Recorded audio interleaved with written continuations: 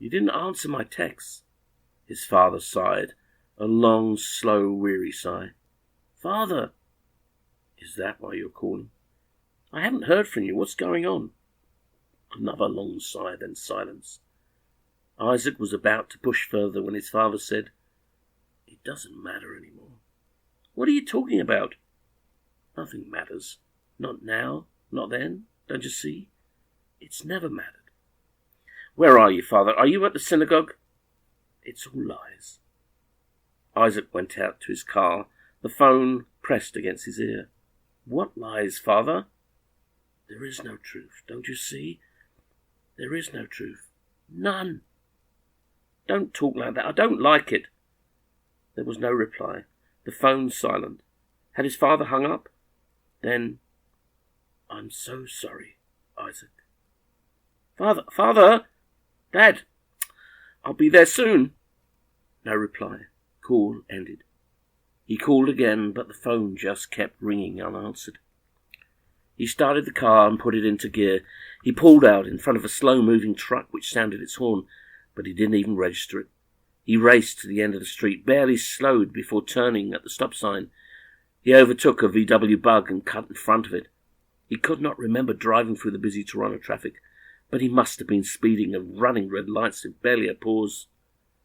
He reached the 150-year-old synagogue in less than 10 minutes. The car screamed into the parking lot and stopped hard. He put the vehicle into park, climbed out of the car, its engine still running, and ran to the main door. It was locked. He ran around the building to the rear entrance, pulled the door open, and entered the hallway. The synagogue was quiet. The sudden silence slowed him down. Dad? His father always worked alone. There was no one else left to help. No answer to his call. Isaac walked down the hallway. The door to Rabbi Goldstein's office was ajar. Before Isaac even reached the room, he saw his father through the half-open door. The blood, bright and vivid. Isaac gasped for air, trying to deny what he was looking at. He came to the room, and his body sagged against the doorframe. Rabbi Goldstein sat in his chair behind the desk, his head thrown back, his eyes open, seeing nothing. Dad. He looked at his father for what seemed a long time, but was probably only seconds. Memories of interactions between the two of them raced through his mind. One of his father being disappointed in Isaac's choice of career, and that's what brought Isaac back. The detective side in him kicked in. He scanned the room. At first glance, the revolver in his father's hand looked like a black scorpion, as if the sting had exploded in the rabbi's mouth. So powerful it blew the back of his head off. Isaac recognized the gun. It was a Webley, a British pistol that his great-grandfather brought home from his service days so long ago. It never occurred to Isaac that it might still work. He turned his trained eye to the desk. There was a scroll unrolled on it, each half wound about rollers, the tops of which were covered with ornate silver finials. Isaac knew it was the synagogue's Torah. Scanning the rest of the desk, Isaac saw no last letter or anything of interest. He looked briefly around the room and saw nothing to suppose his father had been anything but alone. It was then that he returned his focus to his father's face.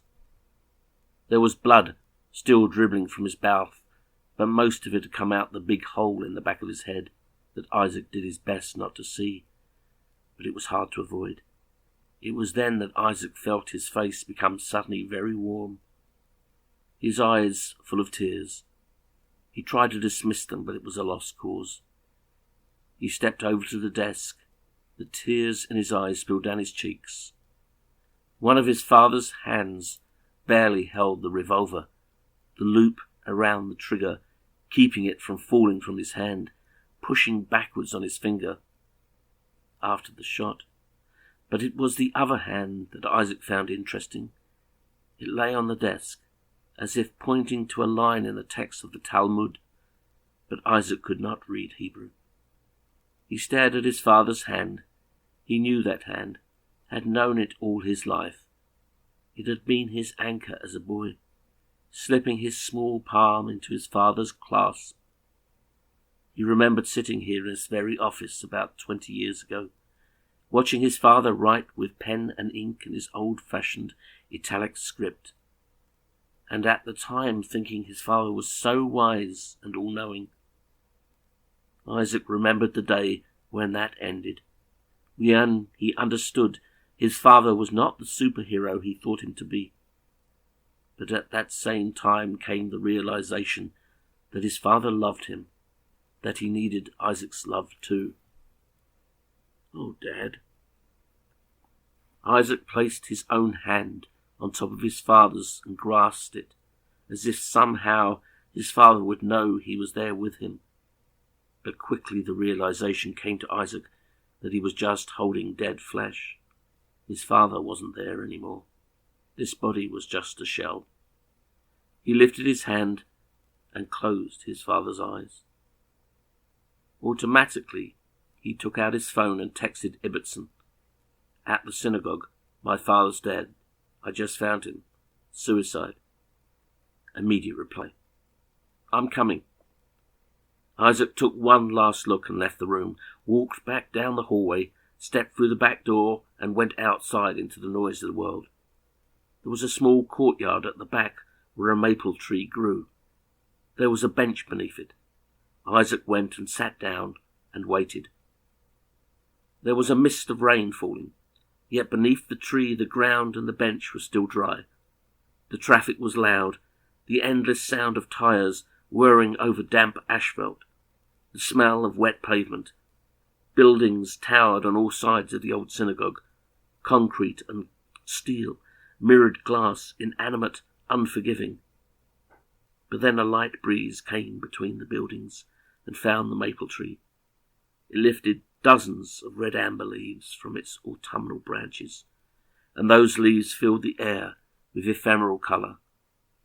The branches lifted and moved, the leaves rustling together, whispering to Isaac, so he knew something else was alive here with him as he sat there waiting for Ibbotson.